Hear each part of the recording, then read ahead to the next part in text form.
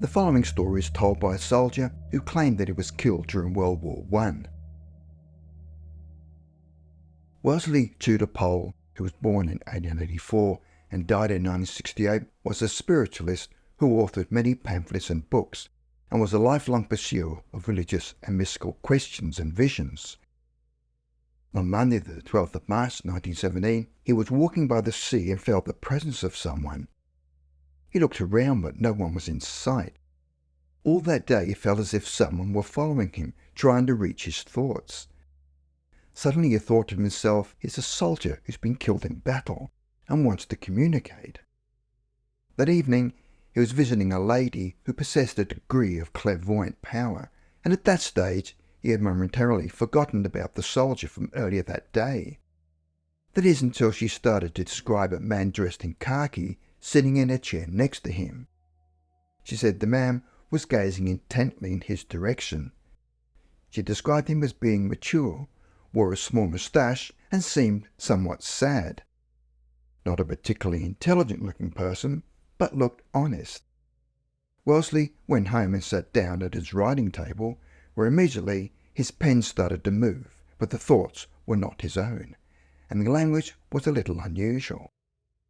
Ideas were mainly conveyed in short, simple phrases. It seemed as if someone intelligent outside himself was speaking through his mind and pen. Some of the ideas were not in conformity with preconceived notions of his own.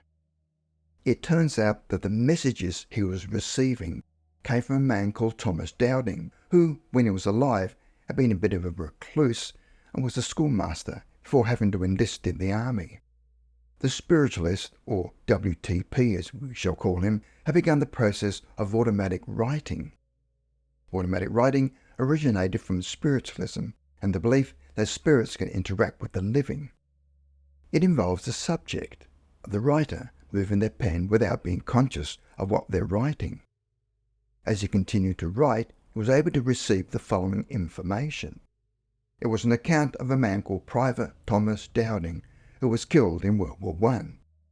At the time of the conversation, the date was March the 12th, 1917, at 9 p.m, so the war was still raging in Europe. Private Dowding claimed that he had been a schoolmaster in a small East Coast town before the war. He was somewhat of a recluse and made friends slowly, and became a soldier in the autumn of 1915. He joined as a private and died as a private. His time as a soldier lasted just 9 months, 8 of which were spent training in Northumberland. He said that he was sent with his battalion to France in July 1916 and was sent to the trenches almost immediately and was killed by a shell splinter one evening in August, and believed that his body was buried the following day and soon became cannon fodder. He was terrified of being killed and was certain that his death would mean extinction. But he told WTP that physical death was nothing, and there really is no cause for fear. He then gave more details, stating that he had a clear memory of the whole incident. He was waiting at the corner of the trench ready to go on guard. It was a fine evening, and he had no intimation of any danger until he heard the whiz of a shell.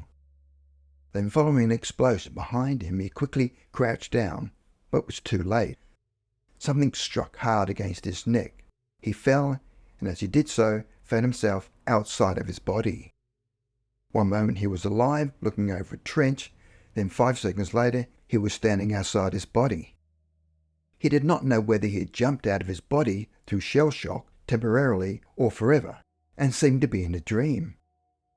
He had dreamt that someone or something had knocked him down. Now he was dreaming that he was outside his body. Soon he would wake up and find himself in the trench waiting to go on guard. It all happened so simply. Death for him was a simple experience. No horror, no long-drawn suffering, no conflict. When he found his 2 pals carrying his body, he just followed because he felt so useless. His body was then hoisted onto the stretcher, and at that stage he still imagined he was physically alive. Then he found that the whole of himself, that thinks and sees and feels, was still alive and conscious. His body was then sent to the dressing station and after examination was taken to a mortuary. He stayed near his body all that night, watching, but without thoughts. He still expected to wake up in his body again. Then he lost consciousness and slept soundly. When he awoke, his body had disappeared. He felt he was in a dream and would soon wake up. His body had been buried. Then the shock came without warning, where he suddenly realized that he had been killed by a German shell. He was dead and was no longer alive. He had been killed. He felt free and light, and his being seemed to have expanded. After he had recovered from the shock of realizing he was dead, he found himself above the battlefield. It seemed as if he was floating in a mist that muffled sound and blurred the vision. It was like looking through the wrong end of a telescope. Everything was distant, misty, unreal. Guns were being fired. It might have all been millions of miles away. The sound of the explosions hardly reached him. He was conscious of the shells bursting without actually seeing them.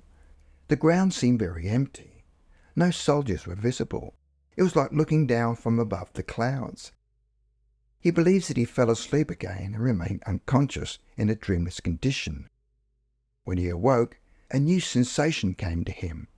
It was as if he was standing on a pinnacle. All that was essential of him and the rest receded. All bodily life seemed to drop into a bottomless abyss. When he woke up from the sleep, a sense of freedom came over him and the load had dropped away. It was simply himself, alive in a life where food and drink seemed unnecessary. Otherwise life was strangely similar to Earth life, a continuation, but with more freedom. There were rest halls there for newly arrived pilgrims. His deceased brother helped them into one of the rest halls where any confusion dropped away from him. He sat in an alcove of a splendid domed hall. The splashing of a fountain reached his tired being and soothed him. The fountain played music, colour, harmony, bliss. All discordances vanished and it was at peace. His brother sat near him. He began to meet people and to exchange ideas. The conditions of life there could not be explained in terms of time, space or form.